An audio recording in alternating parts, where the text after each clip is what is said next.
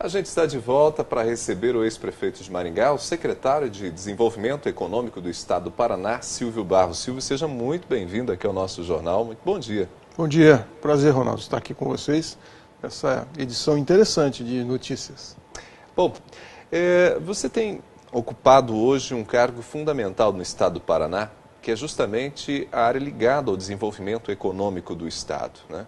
E certamente nesse meio você sente, deve perceber muito bem qual o impacto da crise econômica, não só para o nosso estado, mas também para outros estados do Brasil. Gostaria de saber qual que é a sua análise, o que você tem visto, o que você tem percebido dessa crise política do nosso país. Bem, começou com uma situação política e, obviamente, que impacta a atividade econômica de uma maneira muito dura, muito agressiva. E não é assim só no caso do Brasil, isso de modo geral. Qualquer pessoa, qualquer empresário, um pequeno empresário, mesmo um empresário de porte médio, pode perceber que o desempenho do seu negócio não depende só da sua competência, da sua capacidade. Isto depende também de ações de governo, porque políticas públicas acabam influenciando, acabam influenciando de alguma maneira no desempenho da nossa atividade econômica. E isso está refletindo de uma maneira muito impactante na atividade no Paraná todo. Apesar disso, o Paraná tem procurado e conseguido ser um estado competitivo, buscado opções. Segundo a revista The Economist, é o segundo estado mais competitivo do Brasil. Mas o que nós todos, como cidadãos, precisamos entender é que as decisões que a gente toma na hora de votar impactam o nosso emprego, nossa capacidade de renda, nossa perspectiva de futuro, impacta as oportunidades que os jovens têm de eventualmente se colocar no mercado. Quem entrou na faculdade há 5 anos atrás tinha um cenário, quando ele sai da faculdade agora é outro cenário. E isso tudo depende de política, do voto na hora que a gente escolhe o que quer para a gestão pública do nosso país. Então a crise política tem um impacto muito forte na atividade econômica e nós precisamos sair dessa situação o mais rápido possível. Você acha que dentro desse cenário, pensando justamente esse aspecto que você trouxe, emprego, geração de riquezas de um modo geral, né? E com esse cenário que a gente está vivendo, a gente consegue ver perspectivas, a gente consegue dizer assim, o Brasil tem jeito, Silvio? Olha, o Brasil tem jeito, claro que tem. Um país como o nosso, Ronaldo, não tem como a gente não ter esperança e expectativa. Mas é muito importante que todos os cidadãos tenham consciência de que a solução do país somos nós que temos que dar. A gente não pode imaginar que a solução para a situação brasileira virá de Brasília, virá do governo, porque tudo está intrinsecamente ligado. Quem elege somos nós. Nós é que escolhemos o governo. Então, nós temos corresponsabilidade nesse processo todo. O Brasil tem jeito, mas vai ser doloroso, vai ser difícil. Todos, sem exceção, tá? Sem exceção.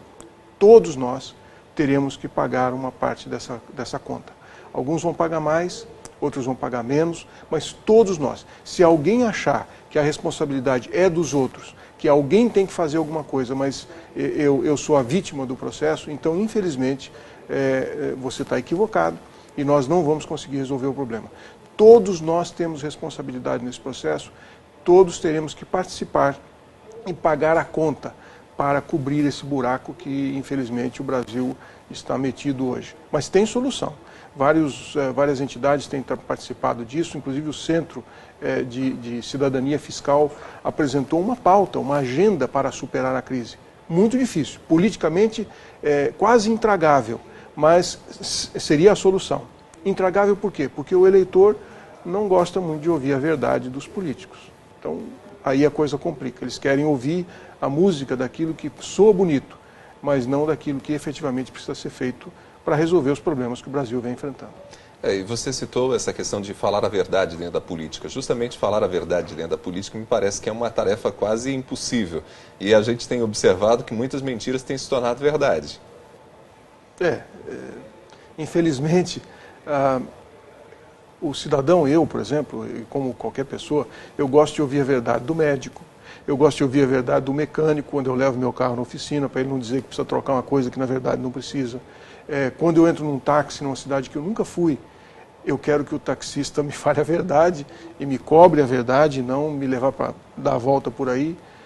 Mas com relação aos políticos, parece que a população não quer ouvir a verdade. Eles não querem que os políticos falem o que realmente está acontecendo.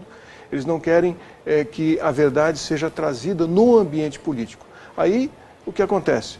A mentira ocupa o espaço, porque a gente não dá espaço e nós não temos interesse de ouvir a verdade, principalmente na campanha política. A gente quer ouvir falar de direitos, mas ninguém quer falar de deveres.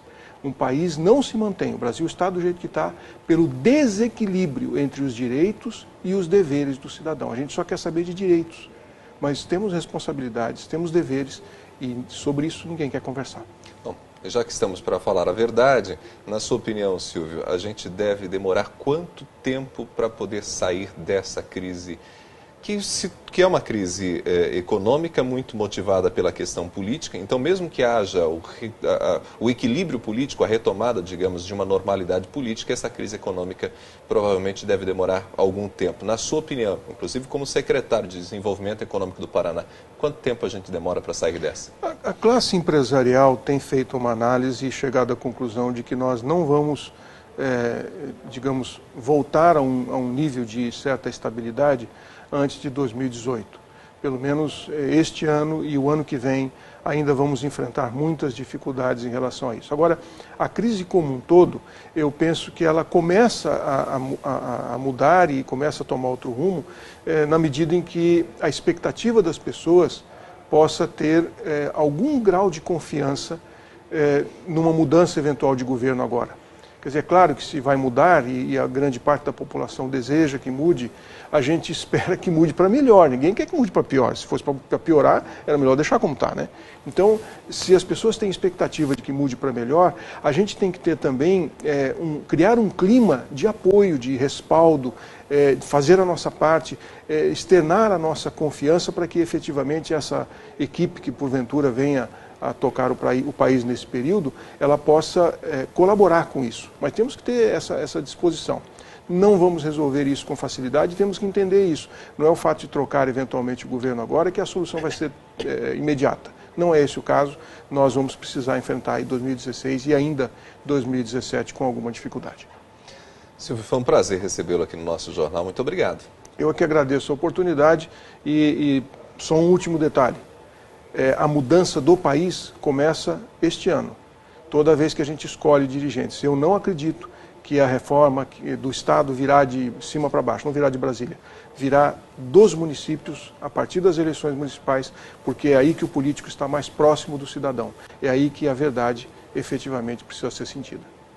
Esse é o ex-prefeito de Maringá, secretário de Desenvolvimento Econômico do nosso estado, do estado do Paraná, Silvio Barros, nosso convidado de hoje aqui no Ponto Com News. Nós vamos ao intervalo, daqui a pouquinho a gente volta com as informações do mercado financeiro, também uma análise muito interessante sobre o que aconteceu em Brasília ontem. A gente vai conversar com o Joel Coimbra em instantes.